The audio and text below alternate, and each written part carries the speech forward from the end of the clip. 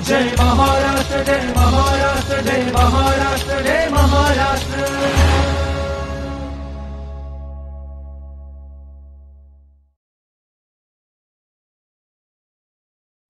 मंडळी नमस्कार. माहिती व जनसंपर्क महासंचालनालयाच्या जय महाराष्ट्र कार्यक्रमात मी विनोद रापतवार, जिल्हा माहिती अधिकारी नांदेड, आपल्या सर्वांचं स्वागत करतो. मंडळी, राज्य शासनाच्या वतीने छत्रपती शिवाजी महाराज यांचा 350वा शिवराज्याभिषेक वर्ष सोहळा मोठ्या उत्साहात आपण साजरा करीत आहोत. या निमित्ताने आज आपण जय महाराष्ट्र कार्यक्रमात छत्रपती शिवाजी महाराजांचं जीवन कार्य याविषयी बोलतो करत आहोत साहित्य अकादमी सन्मानित श्रीकांत देशमुख यांना. सर नमस्कार, जय महाराष्ट्र कार्यक्रमात आपलं स्वागत. नमस्कार. मंडळी, आता ऐकूयात श्रीकांत देशमुख यांना. शिवाजी महाराजांच्या राज्याभिषेकाला 350 वर्ष झाली आहेत. मग ही फक्त कालगणना आहे का? एक 3 दशक आणि नंतरचा एक काही जो सगळा कालखंड आहे, हा सगळा कालखंड शतकामध्ये दशकामध्ये सातत्याने आपण काउंट करण्यापेक्षा या कालखंडाकडे कसं बघतो आपण, आणि ही काही 350 वर्ष जी काही आहेत त्या 350 वर्षाच्या पाठीमागचं 50 वर्ष, सर्वसाधारणपणे ही जी काही 50 वर्ष आहेत ही 50 वर्ष शिवाजी महाराजांच्या आयुष्याची वर्ष आहेत. म्हणजे एखादा राजा आणि देश, समाज, राष्ट्रराज्य याचा अनुबंध ज्यावेळेस आपण मांडत असतो त्यावेळेला नेमकं कशा स्वरूपाचं चित्र वर्तमानाच्या परिप्रेक्षामध्ये आपल्यासमोर येतं याचा विचार आपल्याला करावा लागतो. मित्रहो, शिवाजी महाराजांवरती बोलायचं म्हणजे तसं फार अवघड आहे आणि एका बाजूने फार सोपंसुद्धा आहे. सोपं यासाठी आहे की ज्यावेळेला आपण केवळ कुठल्या तरी अहमभावातून महाराजांच्या बद्दलच्या घोषणा देत असतो त्यावेळेला हा जो काही शिवाजी राजा आहे तो माझ्या मनापर्यंत किती झिरपलेला आहे याचा आपल्याला गंभीरपणे विचार करावा लागतो. आणि शिवाजी राजांवरती बोलणं अवघड आहे, कठीण आहे, फार मोठं दिव्य आहे हे मी यासाठी म्हणतो की शिवाजी महाराजांना कशा रीतीने समजून घ्यावं हा आजवर अनेकांना पडलेला प्रश्न आहे. आणि त्यातून एक चित्र आपल्याला असं दिसतं की शिवाजी महाराजांच्या संदर्भामध्ये, त्यांच्या कार्याच्या संदर्भामध्ये, त्यांच्या जीवनाच्या संदर्भामध्ये शिवाजी महाराजांनी जी काही भूमिका राजकीय संदर्भामध्ये, सामाजिक, स्त्रियाविषयी किंवा शेतकऱ्यांच्या संदर्भामध्ये जी काही भूमिका घेतलेली आहे त्याबाबत वेगवेगळे अन्वयार्थ आतापर्यंत मांडले गेलेले आहेत. खरं म्हणजे सगळ्यात महत्त्वाची गोष्ट ही असते की इतिहासामध्ये जी साधनं तुमच्यासाठी उपलब्ध आहेत त्या साधनांच्या बद्दल एक प्रामाणिक भूमिका सातत्याने अन्वेषणकर्त्याची असली पाहिजेत. मग इतिहासाची साधनं कुठली आहेत माझ्यासमोर? शिवाजी महाराजांची पत्र उपलब्ध आहेत. दुसरी गोष्ट सगळ्यात महत्त्वाचं म्हणजे शिवाजी महाराजांचं आज्ञापत्र. हा ग्रंथ असा आहे की ज्याला शिवाजी महाराजांच्या भूमिकेचा आणि धोरणांचा थेट स्पर्श झालेला आहे. की प्रतिपश्चंद्र लेखेव वर्धिष्णू शिव वंदिता मुद्रा भद्राय राजते, ही जी शिवमुद्रा आहे, प्रतिपदेच्या चंद्राप्रमाणे वाढत जाणारं हे जे काही राज्य आहे, हे राज्य कशा स्वरूपाचं असावं ह्याच्याबद्दलची एक मांडणी रामचंद्रपंत अमात्यांना त्यांनी सांगितली होती. आणि रामचंद्रपंत अमात्यांनी 9 प्रकरणामध्ये या आज्ञापत्राची मांडणी केलेली आहे. एकंदरीत सत्ता रचनेमध्ये सर्वसामान्य माणसांचं स्थान काय असलं पाहिजे ह्याच्याबद्दलचं एक निरंतर चिंतन हे शिवाजी महाराजांच्या कृतीमधनं आपल्याला दिसतं. म्हणजे हे आपण ध्यानात घेतलं पाहिजे की 1630 साली ज्या महाराजांचा जन्म झालेला आहे, राजांचा जन्म झालेला आहे आणि 1680 साली त्यांचं निर्माण झालेलं आहे. म्हणजे जेमतेम 50 वर्षाच्या कालखंडामध्ये दिल्लीपासनं अगदी दक्षिणेपर्यंत किंवा पूर्ण महाराष्ट्र असेल की या सगळ्याच भागांमध्ये ज्या पद्धतीने शिवाजी महाराजांनी राज्य उभारणीचा प्रयत्न केलेला असेल त्यांना उसंत मिळाली असेल का? आणि त्याविषयी सगळी दळणवळणाची साधनं, रस्ते आणि हे जर सगळं लक्षात घेतलं तर शिवाजी महाराजांच्या आयुष्यामध्ये त्यांनी विश्रांती किती घेतली असेल हा एक फार मोठा संशोधनाचा विषय आहे. म्हणून शिवाजी महाराजांच्या जन्माबद्दल बोलत असताना आपण एक गोष्ट नमूद केली पाहिजेत की शिवाजी महाराजांचा जन्म हा 1630 साली झाला. ही जी घटना आहे या घटनेचा एक वेगळा संदर्भ आहे. तो असा आहे की 1627 साली महाराष्ट्रामध्ये फार मोठा दुष्काळ पडलेला होता आणि 1627 साली जो दुष्काळ पडला त्या दुष्काळामुळं या ठिकाणची जी संपूर्ण अर्थव्यवस्था आहे ती पूर्ण कोलमडून गेली होती.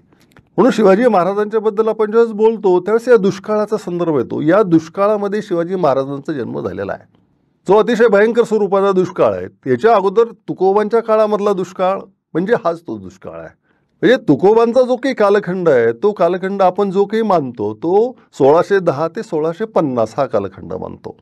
म्हणजे तुकोबांचं आयुष्य हे 40 वर्षाचं आहे आणि शिवाजी महाराजांचं आयुष्य 50 वर्षाचं आहे. म्हणजे असं म्हटलं जातं किंवा असं आपण म्हणायला पाहिजेत की या दुष्काळाने 2 महामानवांचा जन्म या महाराष्ट्राच्या भूमीवरती झालेला आहे. या दुष्काळानंतर तुकोबांच्या विचाराची दिशा पूर्णपणे बदलून गेलेली आहे. तुकोबांनी ज्या दुष्काळाचं वर्णन केलेलं आहे, सगळी तडफडून गेलेली माणसं आहेत, या ठिकाणी खायला काही नाही आहे आणि या ठिकाणी जो काही सर्वसामान्य माणूस आहे तो पूर्णपणे पिचून गेलेला अशा स्वरूपाचा माणूस आहे.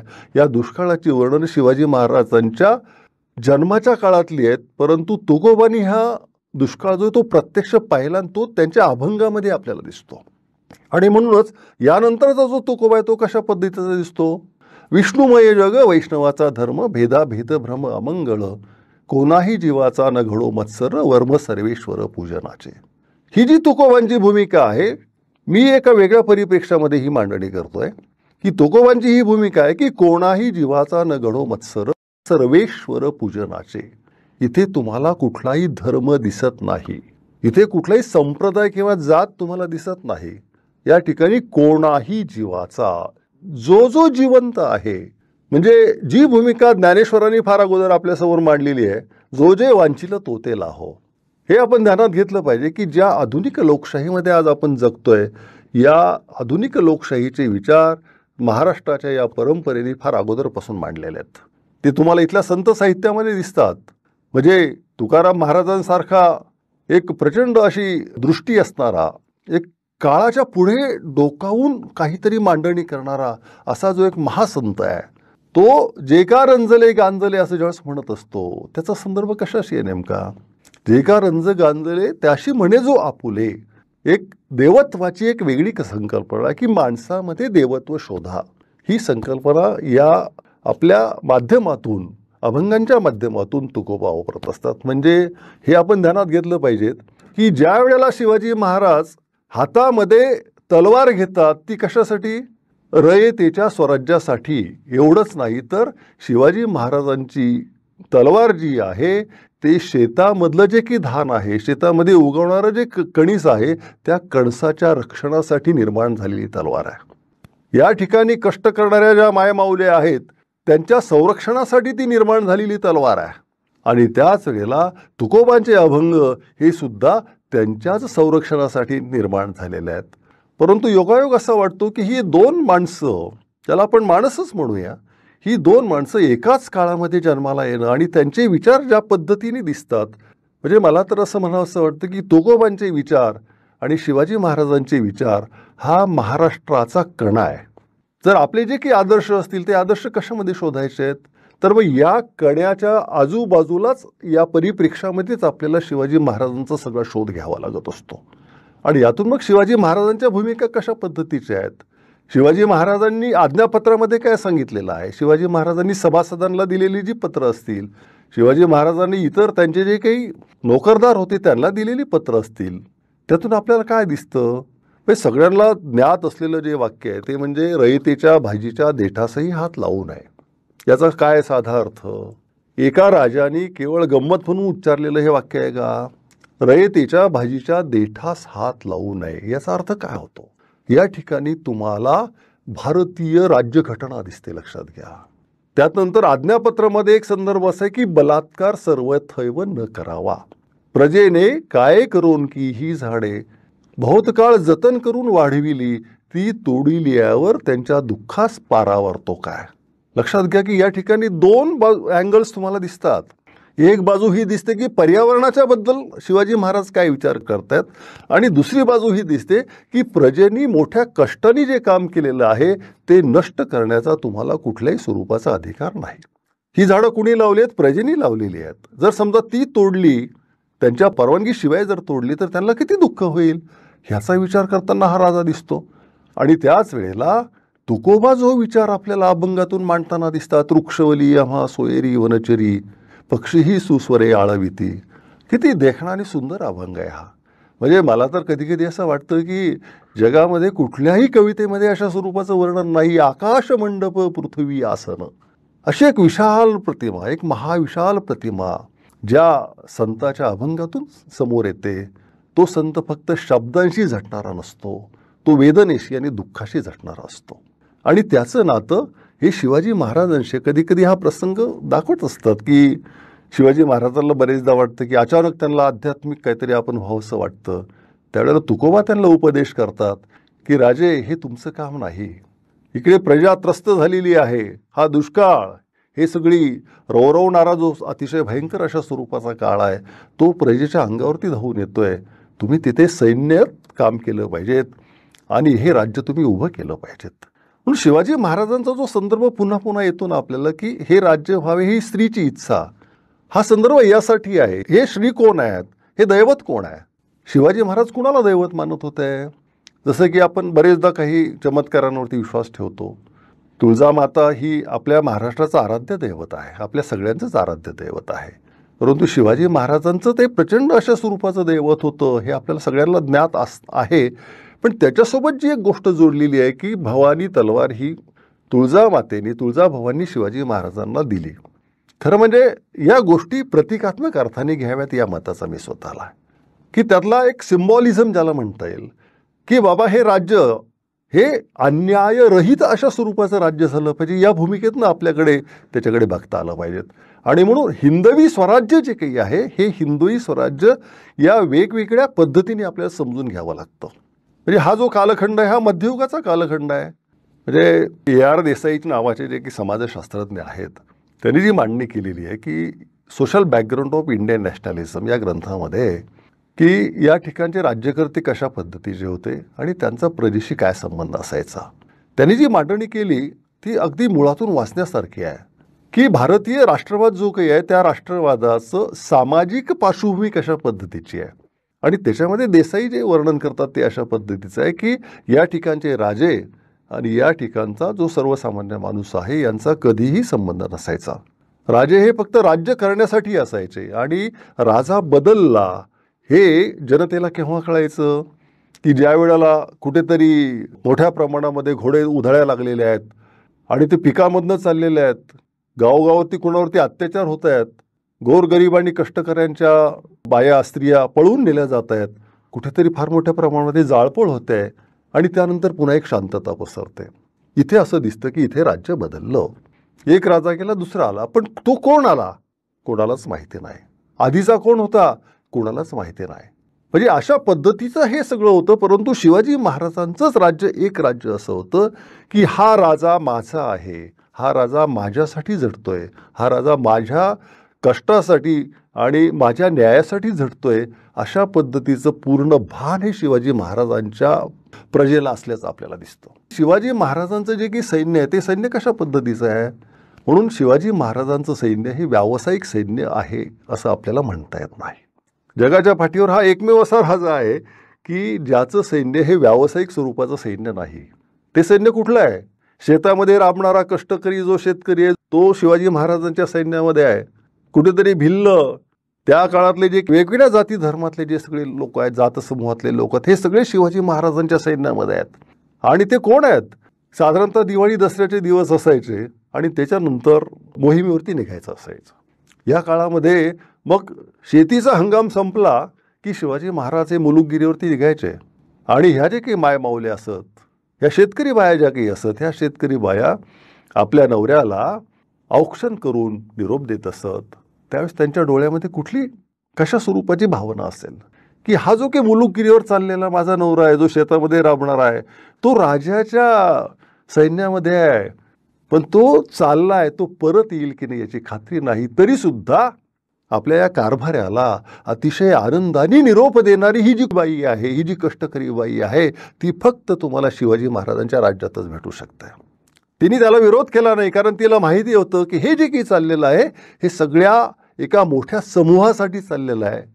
हा समूह ही कन्सेप्ट फार तकलादू म्हणजे हा शब्द वापरणं सुद्धा, की जो माणूस या ठिकाणी राबणारा माणूस आहे, जो माणूस कष्ट करणारा माणूस आहे, म्हणून प्रत्येक गोष्ट घ्या ना, शिवाजी महाराजांच्या प्रत्येक भूमिका घ्या की त्याच्यामध्ये तुम्हाला काय दिसेल. मी मध्ययुग म्हणतो, मध्ययुगाचा संदर्भ मी तुम्हाला AR देसाईंशी जोडलेला आहे की ज्या ठिकाणी राजा आणि प्रजेशी संबंध नाहीये, या पार्श्वभूमीवरती शिवाजी महाराज नेमके वेगळे का दिसतात आणि कशासाठी दिसतात.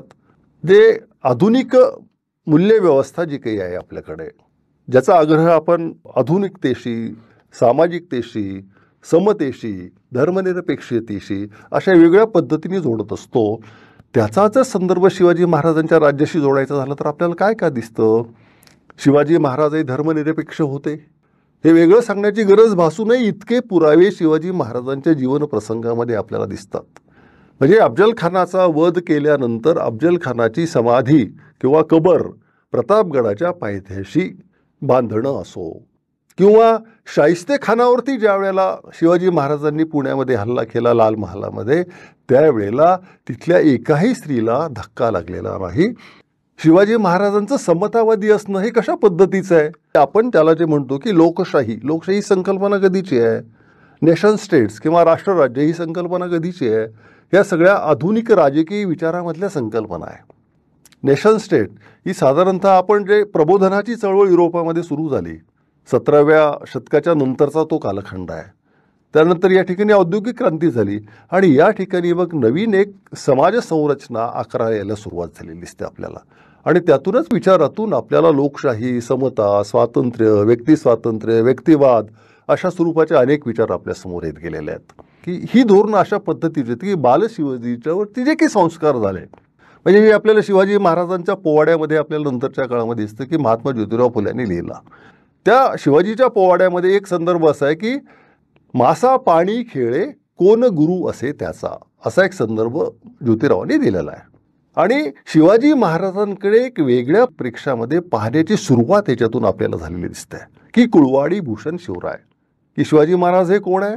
शिवाजी महाराज हे कुठल्याही धर्माचे राजे नाहीत, तर ते जनतेचे राजे आहेत, प्रजेचे राजे आहेत, कष्टकऱ्यांचे राजे आहेत. ही भूमिका मांडण्याचं पहिलं काम आधुनिक काळामध्ये हे महात्मा ज्योतिराव फुले यांनी केलेलं आहे. महात्मा ज्योतिराव फुले यांनी शिवाजी महाराजांच्या समाधीचं पुनरुज्जीवन केलं होतं आणि पहिली शिवजयंती सुरू करण्याचा मान हा सुद्धा महात्मा ज्योतिराव फुले यांच्याच नावावरती जातो, हे आपण विसरायला नको. प्रश्न असा असतो की या सगळ्या इतिहासाकडे सगळ्या संदर्भामध्ये वेगवेगळ्या पद्धतीने आपण बघू शकतो आणि हे जे काही प्रमाण आहे हे प्रमाण कुठेतरी आपण बुद्धिप्रामाण्यवादाशी जोडलं पाहिजेत. म्हणून चक्रधरांपासून ते अगदी गाडगेबाबांपर्यंत हा जो काही महाराष्ट्र आहे हा महाराष्ट्र पूर्णपणे प्रागतिक अशा स्वरूपाचा महाराष्ट्र असल्याचं आपल्याला दिसेल. म्हणजे मी जे तुम्हाला म्हटलं की शिवाजी महाराजांकडे बघण्याचा तो दृष्टिकोन महात्मा ज्योतिराव फुले यांनी दिला की शिवाजी महाराज हे रयतेचे राजे आहेत. रयतेचे राजे असणं म्हणजे काय बाबा? नेमकं नुसते रयतेची सुखदुःख समजून घेतली म्हणजे झालं का? त्याच्यावरती तोडगा कशा स्वरूपाचा आहे? ज्या ज्या ठिकाणी रयत अडत असेल त्या ठिकाणी राज्यकर्ता हा जनतेचा सेवक असतो. ही भूमिका शिवाजी महाराजांच्या प्रत्येक भूमिकेतनं आपल्याला दिसते. म्हणून मला बरेचदा असं वाटतं की शिवाजी महाराज हे सत्ताधारी नव्हतेच. सत्ता प्राप्त व्हावी आणि आपण राजा व्हावा यासाठी शिवाजी महाराजांनी एवढे प्रयत्न केलेले नाहीत. शिवाजी महाराजांचे सगळे जे प्रयत्न होते ते स्वराज्याच्या प्रस्थापनेसाठी होते. आणि स्वराज्य म्हणजे स्वकीयांचं राज्य. स्वकीय म्हणजे स्वधर्मीय नाही फक्त, जे या मातीवरती राबतात, जे या भूमीवरती वास करतात, ज्यांचा श्वास इथल्या हवेमधनं इथल्या झाडाझुडपांना कुरवाळतो, अशी जी सगळी माणसं आहेत ती मग कुठल्याही जातीची असू देत, कुठल्याही धर्माची असू देत, ती शिवाजी महाराजांना अपेक्षित होती. म्हणून महाराष्ट्र धर्म ही कन्सेप्ट याचा जो शिरोमणी आहे तो म्हणजे माझा शिवाजी राजा आहे. महाराष्ट्र धर्माचा कळस येतो.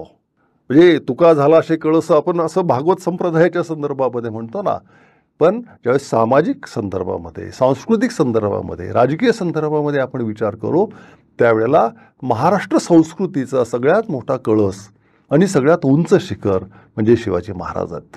आणि हा जर आपण विचार केला तर मग यातून आपण आपल्या आजच्या महाराष्ट्राकडे बघू शकतो. काय दिसतं आपल्या आजच्या महाराष्ट्राकडे? आपण बघतो आपल्या आजच्या समाजाकडे बघतो, काय दिसतं आपल्याला? की आपण फक्त जयंत्या साजऱ्या करत राहायच्या आणि मग शिवाजी महाराजांचा 350वा जो काही राज्याभिषेकाचा उत्सव आहे तो आपण अतिशय डामडौलामध्ये साजरा करायचा.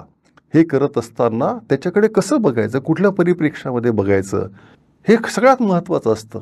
राज्याभिषेकाचा 350वा जो काही प्रचंड मोठा अशा स्वरूपाचा उत्सव आहे, तो समजून घेत असताना, साजरा करत असताना माझ्या मनातला शिवाजी कशा पद्धतीचा आहे तोही मला समजून घ्यावा लागतो. माझ्या मनातला शिवाजी माझ्या वर्तनामध्ये येऊ शकतो का? वृक्षवली आम्हा सोयरी म्हणणारा जो की तुकोबा आहे, हा फक्त कथा कीर्तनांमधूनच सांगायचा की माझ्या आचरणामध्ये सुद्धा व्यक्त झाला पाहिजेत. म्हणजे रयतेच्या भाजीच्या देठातही हात लावू नये, ही जी की राज्यकर्त्यांची जी भूमिका आहे, ही राज्यकर्त्यांची भूमिका ही सर्वव्यापी स्वरूपाची भूमिका कशी होईल?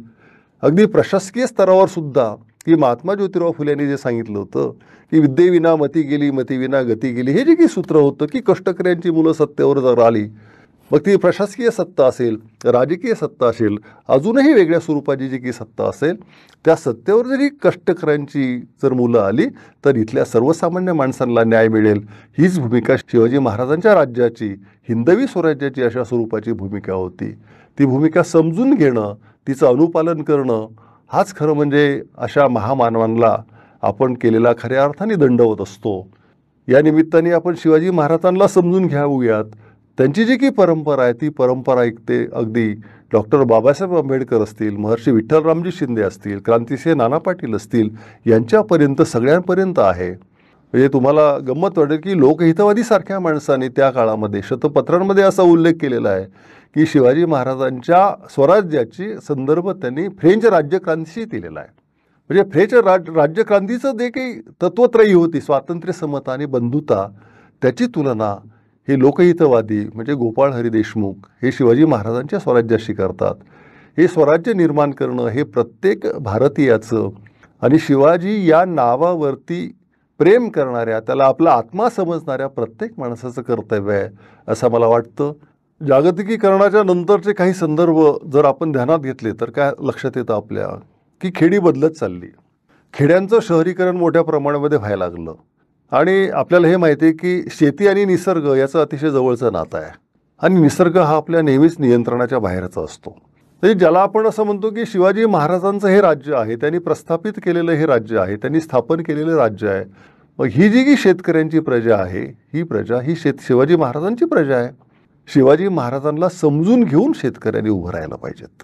जो शेतकरी या जगाला आकार देतो, ज्याला आपण जगाचा पोशिंदा या नावाने ओळखतो, ज्याला बळीराजा या नावाने आपण ओळखतो, त्याची जी ओळख आहे ती वेगळ्या अर्थाने राजा म्हणून आहे, त्याचं सुद्धा ते राजेपण आहे. म्हणजे कुठल्या ग्लोरिफिकेशनच्या मागे मी लागत नाही आहे की बळीराजा हे म्हणून ग्लोरिफिकेशन करणं आणि शेतकऱ्यांवरती अन्याय करणं हे मला मान्यच नाही आहे. प्रश्न असा असतो की शेतकऱ्यांनी सुद्धा याच्यामध्ये एक भूमिका घेतली पाहिजेत. आणि आपण हे असं म्हणतो की शिवाजी महाराजांनी स्वराज्याची सुरुवात कशी केली, तर नांगराला सोन्याचा फाळ लावून जी जमीन नांगरली आणि ठिकाणी गावे वसवा, माणसं जोडा, ही भूमिका जिजाऊ माँसाहेबांनी शिवाजी महाराजांना सांगितली आणि त्यातून या ठिकाणी शिवकालीन नवनिर्माणाची प्रक्रिया सुरू झालेली आहे. तशा स्वरूपाचं नवनिर्माण हे अलीकडच्या काळातसुद्धा इथल्या शेतकऱ्यांनीच घडवून आणणं आवश्यक आहे. म्हणून उदासी टाळली पाहिजेत किंवा हा आपल्या अंताचा काळ नाही आहे, ही आपली सुरुवात आहे, ही भूमिका मनाशी ठेवून शिवाजी महाराजांना आठवून आणि आपल्या परंपरेला आठवून फुले शाहू आंबेडकरांचा जो की महाराष्ट्र आपण म्हणत असतो त्याचं स्मरण करून इथल्या कष्टकरी जनतेने सुद्धा एक नवा विचार अंगीकारला पाहिजेत. या निमित्ताने आपल्याशी संवाद करण्याची संधी माहिती महासंचालनालयाने मला दिली. मी मनपूर्वक आभार मानतो. जय महाराष्ट्र. धन्यवाद. मंडळी, राज्य शासनामार्फत छत्रपती शिवाजी महाराज यांचा 350वा शिवराज्याभिषेक वर्ष सोहळा निमित्ताने महाराजांचे योगदान, विचार भावी पिढीपर्यंत पोहोचावेत यासाठी विविध उपक्रम राबविण्यात येत आहेत. या निमित्ताने छत्रपती शिवाजी महाराजांचे जीवन आणि अन्वयार्थ यावर साहित्य अकादमी सन्मानित श्रीकांत देशमुख यांचे चिंतन आपण जय महाराष्ट्र कार्यक्रमातून ऐकले. सर, आपण इथं आलात, उपयुक्त अशी माहिती दिलीत त्याबद्दल आपले आभार. धन्यवाद. धन्यवाद. मंडळी, तेव्हा आपण पुन्हा भेटूयात पुढील भागात नव्या विषयाला घेऊन. नमस्कार. जय महाराष्ट्र, जय महाराष्ट्र, जय महाराष्ट्र, जय